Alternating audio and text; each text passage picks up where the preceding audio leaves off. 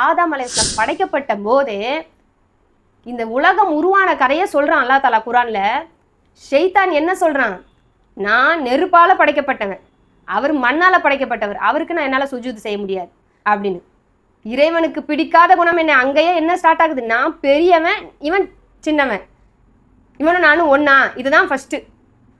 இந்த பிரிவினையினால விரட்டப்பட்டவன் தான் ஷைத்தான்.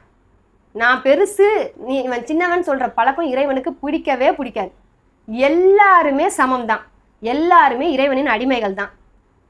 இந்த உலகத்துல இறைவனுக்கு அடிமையாகாம நம்ம அப்படியே விட்டுட்டோம்னா எதுக்காவது ஒண்ணுக்கு அடிமையாகுவான். போதைக்கு அடிமையாகுவான், பொண்ணுக்கு அடிமையாகுவான், பணத்துக்கு அடிமையாகுவான், புகழுக்கு அடிமையாகுவான். ஏதாவது ஒரு ஒன்று அடிமையாகி அவன் என்ன பண்ணுவான்? கஷ்டப்படுவான்.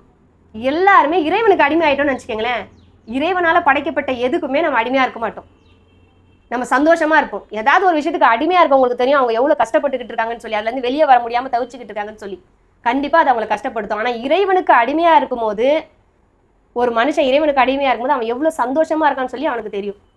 அது மாதிரி இறைவன் எல்லாருமே ஒண்ணு, எல்லாருமே அப்படிதான். நீ இவன் முன்னாடி பின்னாடிலாம் கிடையாது. ஷைத்தான் உயர்ந்த இடத்துல தான் இருந்தான். ஆனா நான் உயர்ந்தவன் அவன் நினைச்ச நினைப்பு அவனை தூக்கி எறிய வச்சிருச்சு சொர்க்கத்துல இருந்து.